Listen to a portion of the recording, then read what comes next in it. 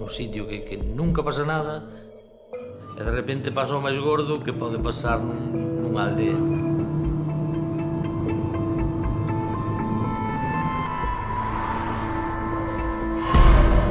Isabel estaba obsesionada con ser madre. É evidente que buscaba referentes de aquelas amigas ou outras persoas que eran nais.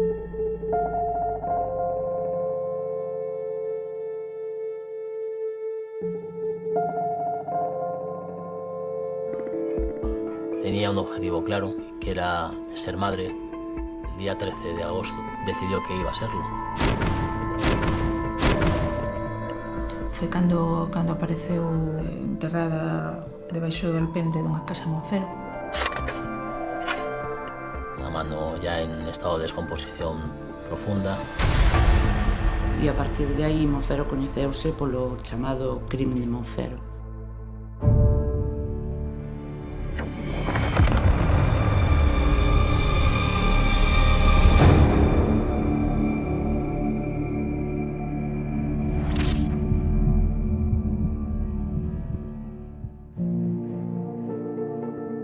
Vanessa Lorente era unha rapaza de 22 anos, naceu en Cartaxena, os seus pais separáronse, veuse a vivir con os avós paternos a Galicia e en Fene coñeceu un mariscador furtivo e digamos que a relación non era unha relación boa de parella, de aí que a acollesen na familia dunhas das amigas que se fixo ali en Fene. Vanessa era unha rapaza moi humilde, moi calada, e vivía co marido e eu vía que tiña necesidades de moitas cousas. Presentou un par de denuncias por supostos malos tratos da súa parella. Os servicios sociais de Fene tiñan coñecemento do que estaba pasando. Nada máis que era conocida das casas de Pedro Pena, porque eu me daba a impresión que cando tiña problemas ou algo se quedaba nas casas de Rosiña esa. Rosa de Ana, una amiga y compañera de Vanessa, fue la persona que le acogió cuando tuvo problemas con su pareja. Quedou embarazada, en principio, ao parecer, non estaba moi conforme con ter o bebé, polas situacións na que estaba. Despois falaba coa madre que estaba, creo que, en Palma de Mallorca, ou unha cousa así, e lle dixo que, por favor, que tiña problemas, a ver se lle mandaba os cartos para ela trasladarse lá. E a madre un día lle dixo que sí, pero ao outro día ou 2 días xa dixo que non lle mandaba nada. Cando deu a luz, estaba vivindo na casa de Rosa de Ana, que foi, digamos, a que a sacou adiante nos primeiros meses. Es cierto, además, que Servicios Sociales, por esa temporada, tenía un expediente abierto respecto a ese menor y respecto a los padres, ¿no? Tanto a la madre como al padre. Aínda que despois de ter o neno retomou a relación, pero bueno, ao final, cando ocorreron os acontecementos estos tráxicos, estaba vivindo na casa desa veciña que a acolleu e bueno, non tiña, ao parecer, boa relación co pai do seu bebé.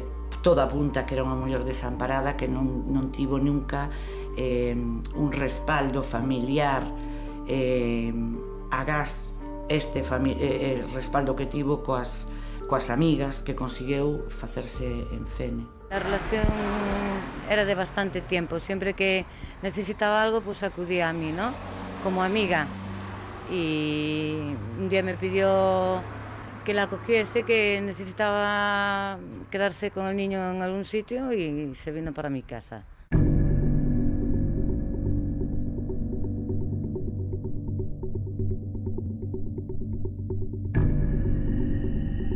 día de la desaparición de Vanessa, en base a las declaraciones que tomamos al círculo cercano de Vanessa, así como a las últimas personas que la vieron, podemos establecer una cronología. Vanessa desaparece o 13 de agosto de 2002. Salió de casa de Rosa de Ana, en principio para ir a comer a casa de un amigo suyo, Nicolás de Castro. Mientras estaba en su casa, Vanessa recibió una llamada, en principio de una amiga, y que se llamaba Isabel. Vanessa había quedado con Isabel na cafetería Pagneda de Julio Santos, que foi unha das persoas que tamén lle estiveran axudando mentras tivo un neno e cando tiña os problemas coa súa parella.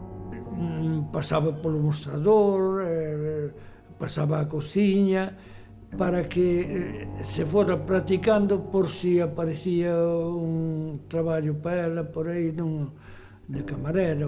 Posteriormente, en su declaración, nos declaró que efectivamente Vanessa e Isabel se vieron en esa cafetería. Ela estaba sentada cerca da porta. Ao final se levantaron, dixo que iban para o campo. E foi a última vez que a xente de Fene, os veciños, concretamente Julio Santos, viron a Vanessa. Estuvemos 8 días, polo menos, buscándoa polo lado do mar, polos ríos, por todo Fene, coa desconfianza de que ela caera en algún sitio ou a tiraran. Un poco de conmoción y tal, y el ayuntamiento y los servicios sociales pues colgaron papeles a nivel de las localidades. Fixeron cartéis coa súa fotografía dicindo que estaba desaparecida, pero non atopaban pistas. El día 16 de agosto de 2002, Rosa de Ana se presenta en el cuartel de la Guardia Civil de Fene para presentar denuncia por la desaparición de Vanessa y de su hijo Daniel. Empiezan a hacer las primeras gestiones para averiguar y localizar a Vanessa, pero lamentablemente no consiguen dar con ella, ni siquiera consiguen esclarecer si la desaparición, en base a la denuncia de Rosa de Ana, fue voluntaria o no.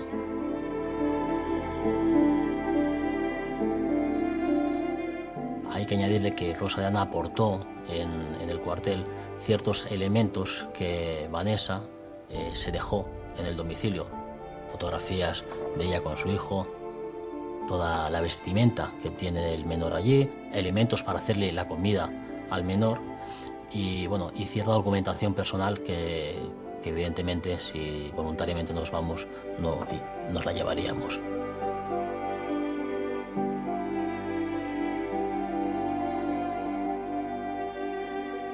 Una persona desaparece, pero bueno, por lo menos se lleva algo de ropa y sobre todo la documentación, porque sin documentación hoy en día, ¿dónde vas? No puedes sacar dinero, no puedes hacer nada. Entonces, claro, eso ya es un indicio de sospechoso. También es cierto que se le toma declaración a Fina, que es la hija menor de Rosa y que es la mejor amiga de Vanessa. Tiene gran interés esa declaración porque nos comenta que el día de la desaparición de Vanessa, Vanessa llevaba unos zapatos que ella le dejó, unos zapatos muy característicos con unos dibujitos de unos caballitos de mar que posteriormente fueron esenciales para esclarecer los hechos. Ela tiña moito medo co neno, estaba sobresaltada por medo a que lle faltara o fillo.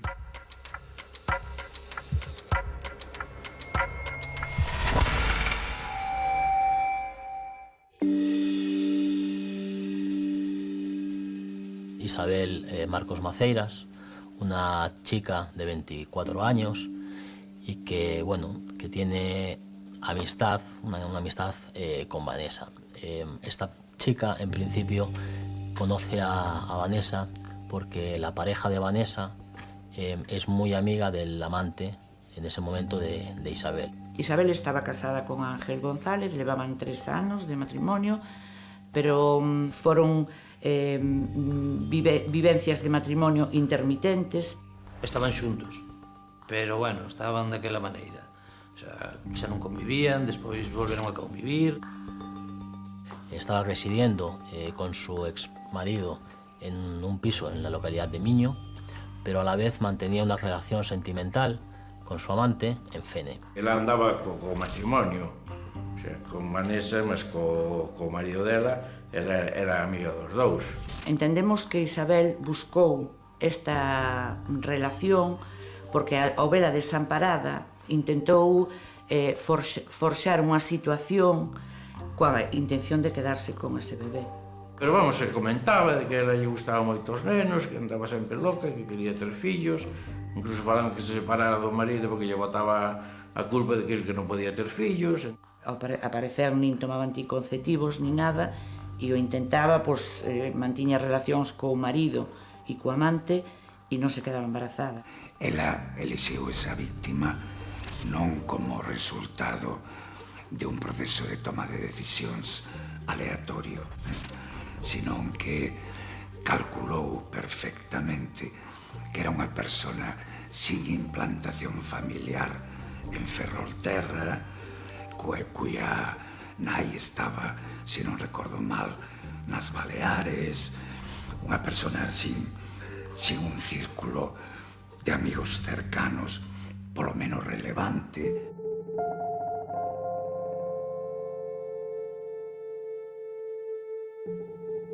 É evidente que Isabel estaba obsesionada con ser madre.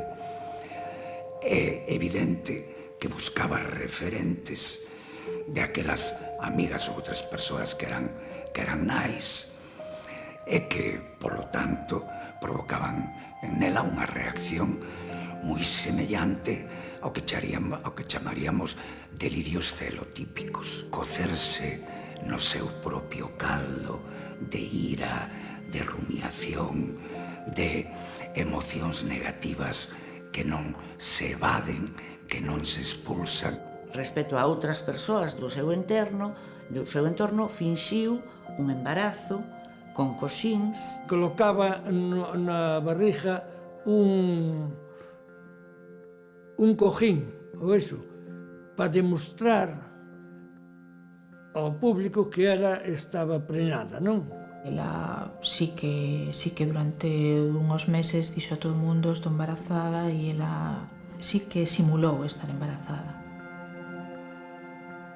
En algún momento Isabel andou por aí dicindo que estaba embarazada, que iba a dar a luz, que iba a ter un neno.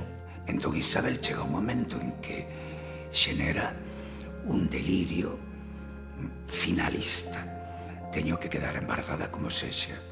E aproveita a oportunidade que ve, que é quedarse co fillo da súa conocida ou amiga Vanessa.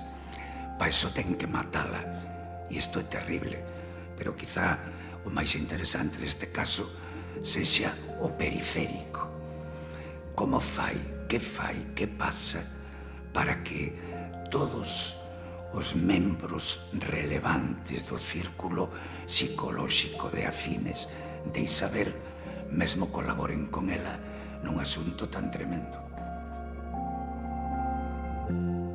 Isabel tiña varias vidas paralelas. Había un triángulo, Monfero, Fene, Miño, volta a Monfero, donde ela en cada lugar tiña unha vida.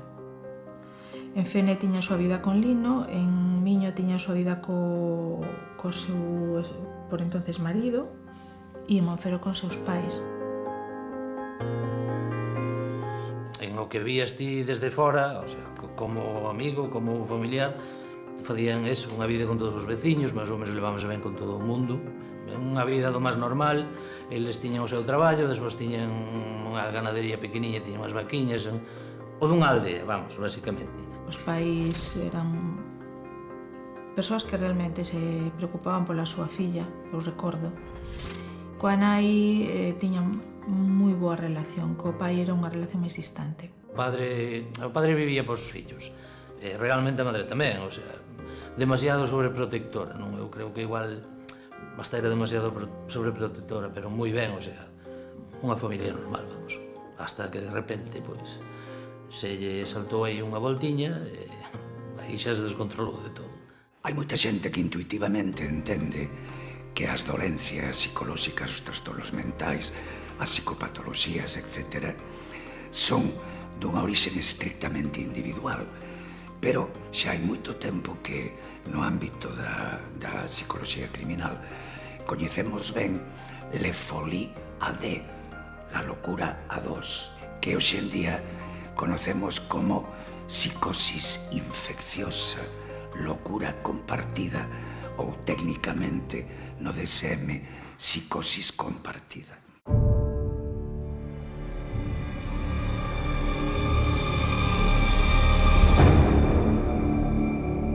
A Garda Civil recibiu unha chamada anónima na que alertaban de que viran a Isabel con un neno pequeniño que podía ser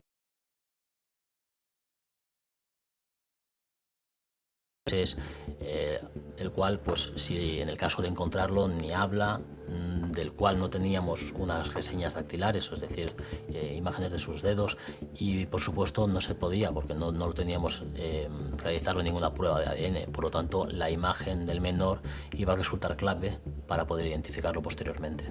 E pola fotos que tiñan parecíalles que era o bebé de Vanessa. Sabemos que Isabel está vinculada a esta investigación, tiene vinculación directa con la desaparición, pero desconocemos en qué grado. Puede estar cuidando del hijo de Vanessa por petición de Vanessa, podría estar ayudando a Vanessa a desaparecer voluntariamente porque evidentemente tenía una mala relación de pareja, entonces teníamos que tener muy claro cuál era la participación de Isabel en el caso.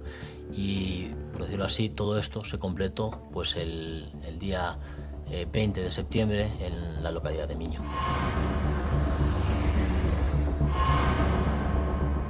Dende o 13 de agosto que desapareceu Vanessa ata o 20-21 de setembro, Isabel estivo vivindo no piso de Miño, no que estaban alquilados, co seu marido Ángel e co neno.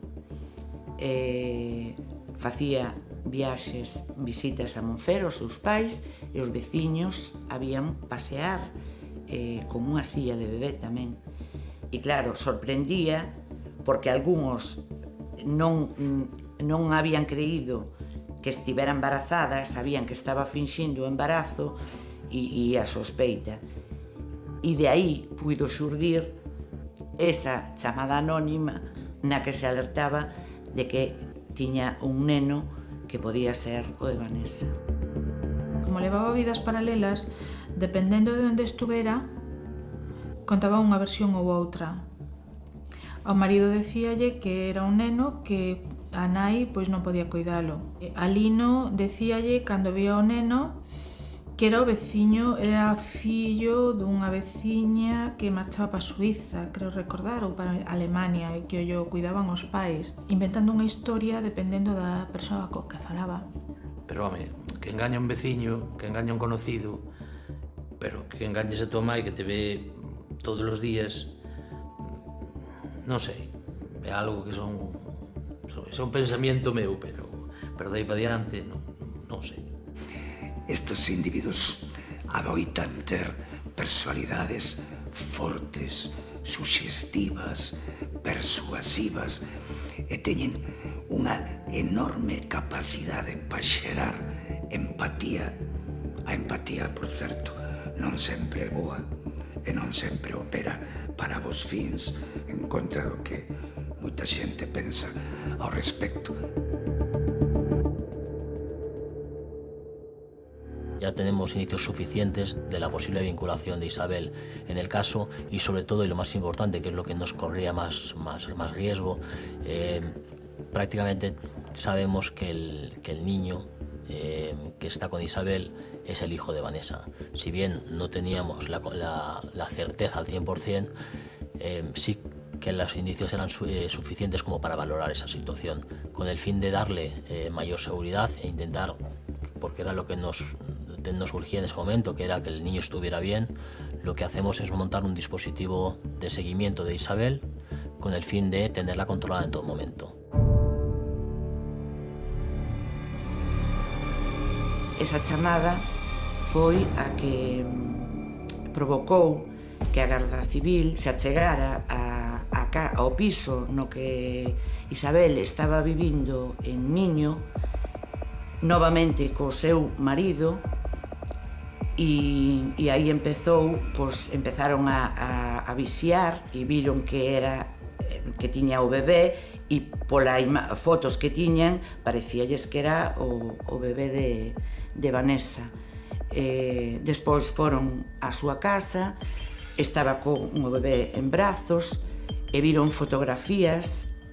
Fotografías en las que estaba Isabel con el menor, fotografías en las que estaba Ángel, el ex marido y en ese momento pareja de nuevo de Isabel, fotografías en las que estaban todos juntos. No es raro si hablamos del primer hijo de una pareja. Lo curioso es que la fantasía que podía tener o que tenía Isabel en aquel momento, porque todas esas fotos, ¿no? Y no eran de su hijo, ¿no? Aparece debajo de la cama quizás el elemento clave de toda la investigación, que son unos zapatos con un bordado en el lateral de unos caballitos de mar. Evidentemente es la prueba clave, porque son aquellos zapatos que nos describió Fina, la hija de Rosa de Ana, que había prestado a Vanessa el día de su desaparición. Entendemos que aquí ya la situación del caso ha pasado a otro nivel. Entendemos que la desaparición ya de voluntaria no tiene nada, y creemos que lo que vamos a encontrar a partir de ahí, ya no estamos buscando a una persona que falta, sino que estamos buscando es un cadáver.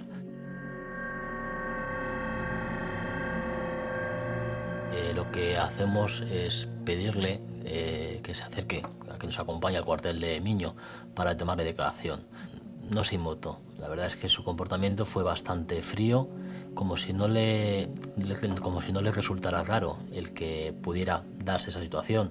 Yo creo que si a mí me para alguien no uniformado en la calle y me pide que le acompañe para hacerme preguntas, como mínimo le preguntaría cuál era el motivo, ¿no? No, en su caso fue muy fría y en todo momento parecía que podía haber sido una posibilidad que tenía en la cabeza. Le realizamos una serie de preguntas a efectos de si conocía a Vanessa. Nos dijo que sí, que efectivamente que la conocía, pero que básicamente la había visto 3-4 veces, lo cual evidentemente también es falso, porque en base a la declaración de Julio Santos sabemos que el día 13 de agosto ambas estuvieron tomando café en la cafetería Sambel. Le preguntamos efectivamente, ¿no?, por cómo es que tiene a un niño en sus manos, si es suyo, etc. Y bueno, nos explica una historia rocambolesca en la cual nos dice que el niño es su sobrino, que es hijo de su hermano José Carlos, que José Carlos se lo ha dejado para que lo cuide a su madre, a María, madre de Isabel, pero que María estaba en un funeral, y que se lo había dejado a ella. Dice que el niño se llama David y que bueno, hasta le pone más meses y le dice, hasta se inventa que tiene 1 año de vida. Por lo tanto, era una continua mentira y que no, por decirlo así, no cesaba en decir mentiras. Si sabía qué había pasado con Vanessa y con su hijo, dice que no, inclusive manifiesta que respecto al niño, que jamás lo había visto. Sabía que tenía un hijo, Vanessa, pero que no lo había visto. Y evidentemente, en este momento, con todas las preguntas y respuestas que nos ha facilitado, viendo que nos ha mentido en todo, pues ya los compañeros pues básicamente lo dieron por cerrado. O sea, decidieron que era el momento de proceder a la detención de Isabel.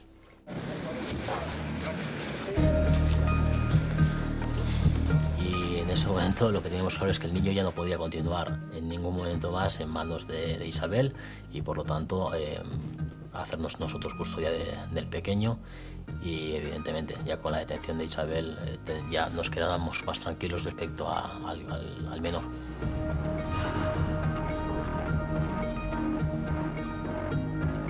Mentres estuvo no calabozos da Garda Civil, non recoñeceu que hubiese participado na desaparición de Vanessa. Allí aparece su exmarido, su pareja actual, Ángel, se le toma declaración. En esta declaración, Ángel lo que nos cuenta es que aproximadamente hace 2 meses prácticamente, inició o retomó la relación con Isabel, y que 15 días después de empezar esta relación, Isabel apareció en su piso con un niño, que le dijo que ese niño era el hijo de una amiga suya, de Vanessa, y que se lo había dejado porque tenía que salir de la localidad, entonces que quedaba ella como cuidadora. Así también nos dijo que de cara a los familiares, vecinos, etc., Isabel le pidió que dijeran que era hijo suyo. Eso que non lo entendo. Eso sí, eso para mí é inexplicable, vamos. Ti estás con unha persona, non te relacionas con ela, de repente chega xunto a ti, de que vai ter un fillo, que ti tens que ser o pai. Non sei que che digas, non está... O da nai, bueno, unha nai por unha filla facerá calquer cousa, pero o ex-marido, que se podía chamar aquela así... Isabel foi capaz de enrolar tamén no seu delirio a esta persoa, manipulando de novo o sentimento de fracaso e o sentimento de culpabilidade dos seus partners, dos seus colaboradores, dos seus afiliados. Al entender que una persona adulta en la que le viene su pareja con un hijo, con un niño menor, y se inventa una historia paralela de si son o no son los padres, pues entendemos que esa historia es poco creíble, es parte de la historia que están contando al resto de la familia y al resto de las personas que se encontraban a su alrededor. Hai un dato moi curioso, non? Según parece, por parte de Isabel, vai preguntar ao rexistro civil que había que facer para inscribir a un menor que había nacido facía uns meses, non? O marido de Isabel, Ángel, acompañouna ao rexistro civil para inscribir o neno, cambiarlle o nombre e puxeronlle José Andrés. Aí foi onde, o sea, unha tía que non ten un parte de dar de verdade a luz en ningún hospital vai empadronar un neno en un ayuntamiento. E aí xa foi onde ao final fora cando se descubrira toda a artista deste. Pois o marido sabía que ela non estaba embarazada e o sabía, non? No que non estou tan convencida xa, pero é unha opinión totalmente personal, que o pai o tuvera tan claro. Creo que os motivos do pai foron outros pasar. Que José Carlos, nese aspecto, el nunca se implicou en eso, nin en cuanto a que se podía ser nieto del ou non, ou se era fillo da filla ou de unha amiga. El, a min, sinceramente, creo que sempre dixo que nunca se creou iso, que era o fillo dunha amiga de Isabel, a mellor que quedou un día con el, a mellor chegaría a casa, mira que dejou Isabel o neno.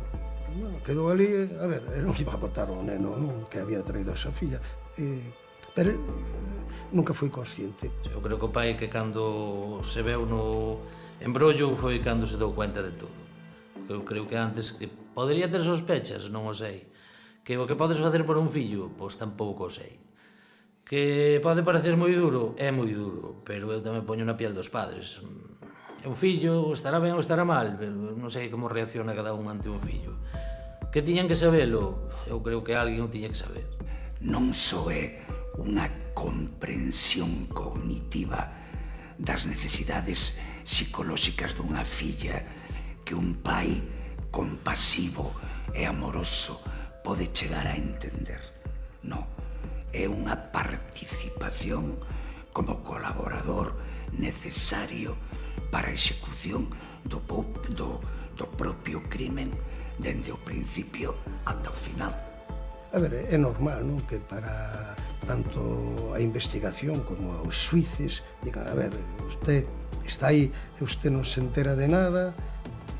Pois, desgraciadamente, eu creo que sí que foi así. Desgraciadamente, creo que foi así.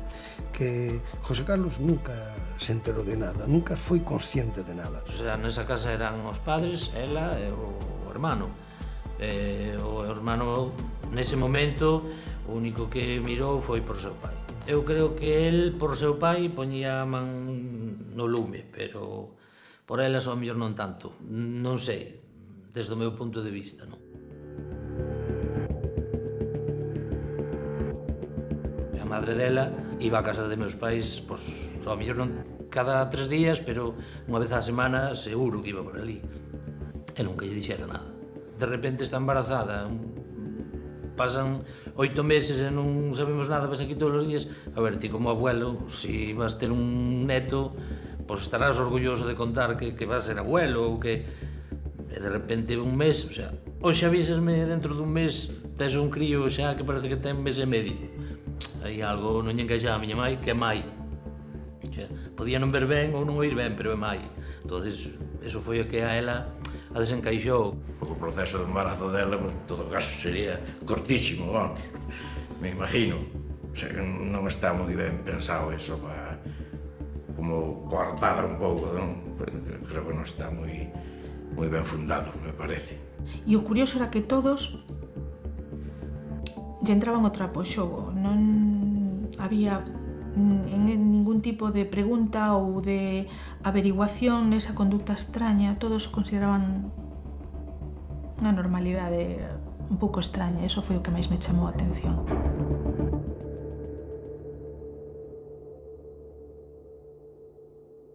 Ahora nos queda encontrar dónde está Vanessa, la madre. Isabel se vino abajo y voluntariamente, espontáneamente declaró que el cuerpo, pues que estaba enterrado y que estaba enterrado al lado de un alpendre que tiene en casa de sus padres en Monfero. Incluso fixo un plano da casa dos seus pais de Monfero e sinalando onde estaba enterrada Vanessa. E de repente, pues, quedamos todos un pouco descolocados ao ver semejante parafernalia de coches de Guardia Civil, coches da policía, coches de Guardia Civil por todas partes, todos no mismo sitio, e a xente empezou a preguntar e foi o que extrañou, non?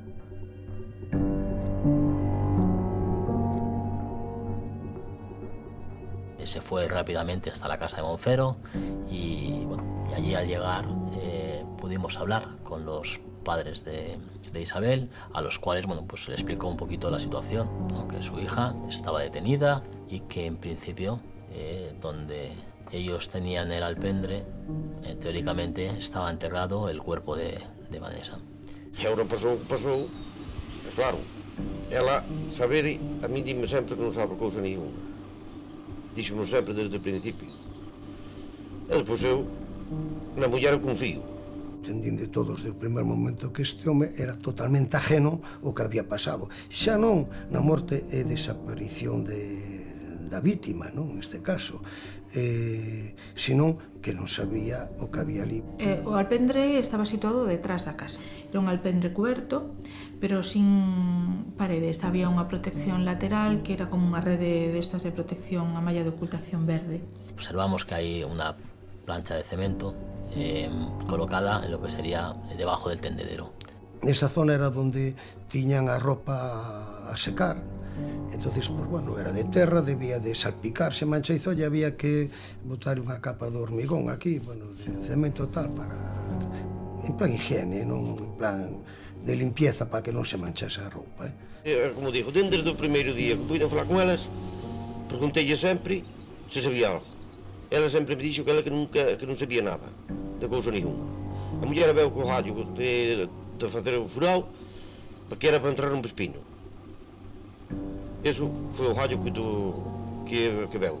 A ver, tampouco é tan descabellado, disparatado que se enterren as cousas aquí en Galicia, en todas as zonas agrarias. Enterrar as cousas sempre foi unha forma habitual e despois creo que tamén había enterrado un can ali.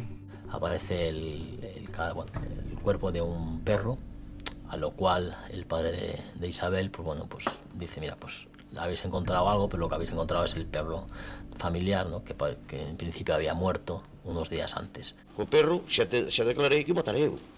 Non teño por que dicir unha cousa por outra.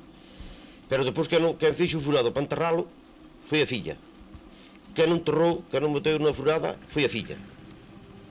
Que nós non lle tocamos por outra cousa. Había unha teoría que o habían enterrado para que non foran o resto das alimañas ali a hurgar, non? E a desenterralo. Eu lle planteaba no xuicio que, bueno, que eu nunca vin alo dos cementerios aos cans. Ao contrario, parece que non se acerca, non? Entonces, bueno, era unha teoría que, de feito, tiñan, pois, supoño que a Guardia Civil, a investigación, para facer encajar, decían, hombre, enterrouse ali o can para evitar que fueran outras alimañas, ¿no?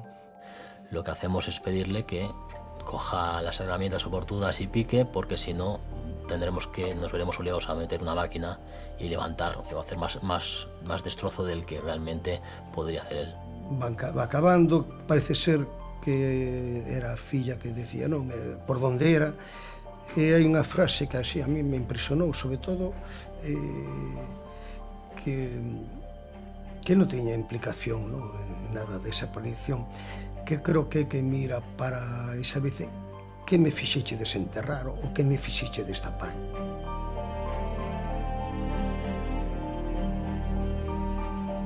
Tamén é unha frase, é unha acción que sí que desde o primer momento me sirve para fundamentar a defensa dicindo que este home desconocía o que había aí. Eu cando as vía sempre apretaba, pero conta a verdade, Isabel, que ti tens que sabelo.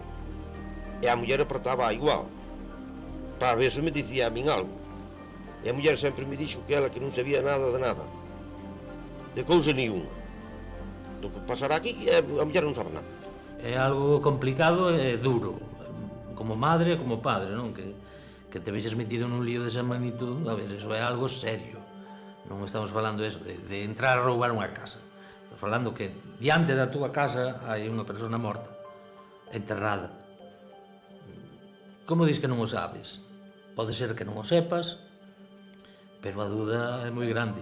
Insistimos en que siga cavando y, bueno, a pesar y a regañadientes lo sigue haciendo, y poco después, bueno, nada, 3 paladas más, encontramos o aparece una mano ya en estado de descomposición profunda, en la cual, bueno, pues entendemos que ya era la mano de Vanessa. En ese momento, uno de los compañeros está allí, bueno, pues se dirige al padre y le dice, bueno, y esto también es otro perro. Frenamos la actuación porque evidentemente ya tiene que intervenir el juez de guardia, el juez instructor, y lo que hacemos es detenerlos poco a los padres de Isabel como encubridores en teoría ya del asesinato de Vanessa.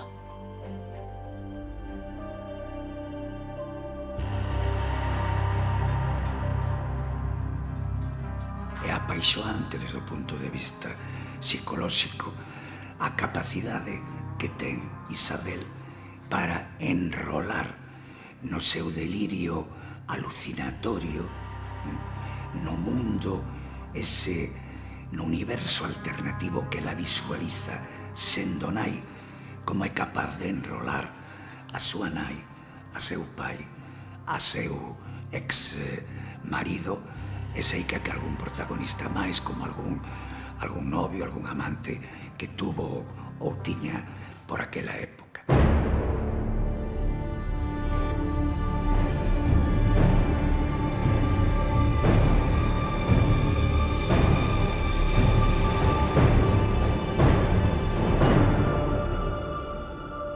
En base a las declaraciones que Isabel da en el proceso penal, lo que tenemos claro es que el día de la desaparición, bueno, pues se reunió con Vanessa en la cafetería, se van a comprar al supermercado, del supermercado deciden marcharse a casa de los padres de Isabel, en Monfero, y durante el viaje en coche paran en la gasolinera de Pontedeume. Isabel compra un zumo e introduce el Noctamid, que es un somnífero, con el fin de adormecer a Vanessa.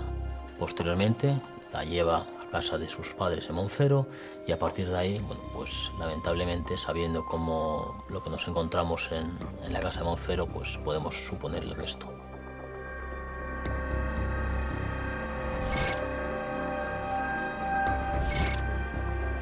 Había cousas extrañas tamén, por exemplo, o feito de que había unha disfunción que foi un pouco que nos agarramos nós entre o que ela dicía como morrera Vanessa e os resultados de autopsia, porque en todas as confesións ela que fixo, ela sempre dixo que a Vanessa que lle dera un Noctamiz famoso para adormecela, pero nunca chegou a confesar haberlle dado ningún golpe. E a autopsia decía que Vanessa morrera por un golpe con arma roma, un ou dous golpes. En el atestado policial, pues teóricamente dice que Vanessa murió de un golpe en la región occipital lateral izquierda, que para entendernos pues la muerte fue a causa de un golpe en la parte posterior del cráneo. Creo recordar que se decía claramente que non había ningún signo de loita nin de que Vanessa tratase de salir de onde estaba enterrada, nin moito menos, e entonces determinaban que xa estaba morta cando enterraron.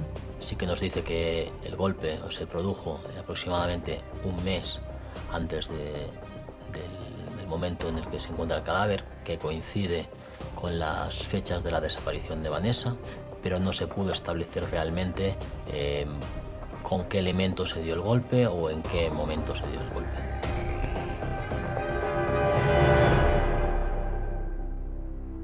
Los compañeros de la Guardia Civil pues, se trasladaron a la farmacia que hay cerca del domicilio de los padres de Isabel, en Monfero. Pueden sacar información del día 13, en la cual alguien de la familia de Isabel, no se pudo establecer qué persona, solicitó o compró varios comprimidos de Noctamid. El día posterior, 14, hizo la compra de distintos productos sanitarios para el cuidado de un bebé. Por lo tanto, bueno, podemos establecer que si el día 13 fue asesinada Vanessa, pues el día 14, ya con el niño en casa, pues ya empezaron a buscar una primera normalidad como nuevos padres del bebé.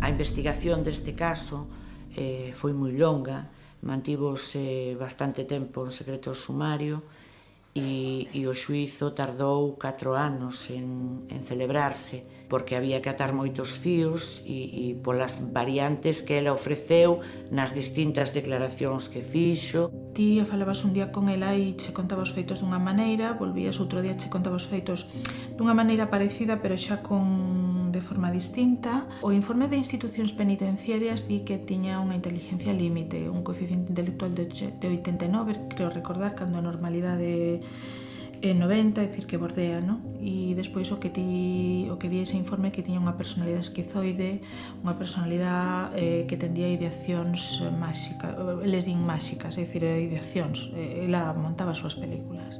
Quizá a inteligencia de Isabel non fora moi alta, pero é moi probable que se medimos capacidades de manipulación, capacidades de xerar culpabilidade nos demais polo teu sufrimento, capacidade de exportar o teu sufrimento, é dicir, inteligencia emocional no peor das súas aplicacións. É moi probable que Isabel, eu non a coñezo, eu non a peritei, pero é moi probable como hipótese que poderá ser unha persona ben intelixente desde ese punto de vista. O tribunal declarou unha perfectamente capaz de coñecer o ben e o mal, pero bueno, eu teño as miñas dúbidas. Eu penso que ela non era consciente realmente de todo o dano que estaba causando. Hai quenes están implicados, por un lado a Isabel, como a autora material dos feitos, e despois está o home de Isabel e os pais, a José Carlos e a nai de Isabel. E a todos os condenan polo mismo, menos a Isabel, Os demais es polo mismo, por suposición de parto e detención ilegal de menor.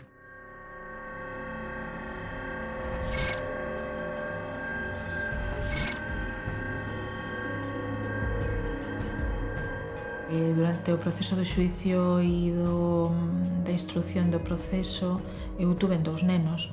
E claro, o feito, é dicir, a consecuencia de todo eso foi que morreu unha rapaza que lle quitache a posibilidade de ver medrar o seu neno, o seu fillo, e a un neno que lle privache da súa nai, desde prácticamente o seu momento de nacer. Entón, claro, sí que te marca. Estamos falando dunha rapaza que mide 1,60 m, que ten un coeficiente de inteligencia un borderline, vale? Idear o asasinato, executalo, cavar o burato, que, bueno, que ao final a sentencia di que lle axudou a súa nai, pero, bueno, tuvo que facelo. Quedarse co neno, coidar o neno, manter unha vida en Fene, outra de Miño, outra en Monfero. A mí parecíame que era todo demasiado para unha soa persona. Eu non podería facelo. Cóstame creer que unha sola persona haya matado a persoa que apareceu. Que a leven ali, que fagan un agujero na terra e que enterren unha sola persona. Eso... A Garda Civil non encontrou probas de tal cousa, entonces, pois, houve que remitirse as probas e as probas todas indicaban que fora ela, e a sentencia determinou que sí, que había unha planificación polo feito do tema do noctamiz, que había un burato cavado, e eso sí que non podemos combatilo.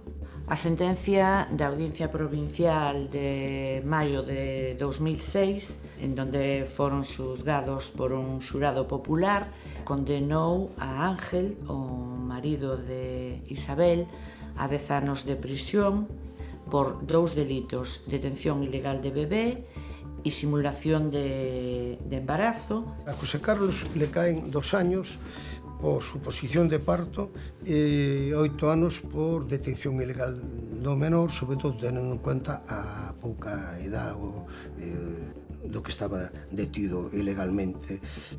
No caso da nai de Isabel foron 25 anos, esos 2 mismos delitos, ademais de cómplice de asesinato. E no caso de Isabel, 30 anos por asesinato e os outros 3 delitos do resto da súa familia.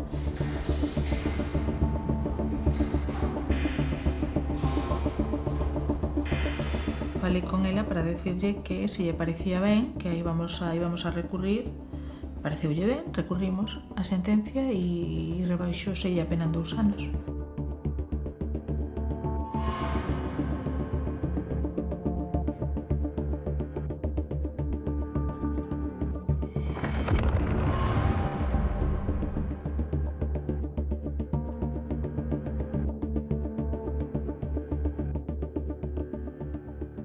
Non hai unha reacción que poidas decir de desesperación, de alivio, non hai reacción de ningún tipo.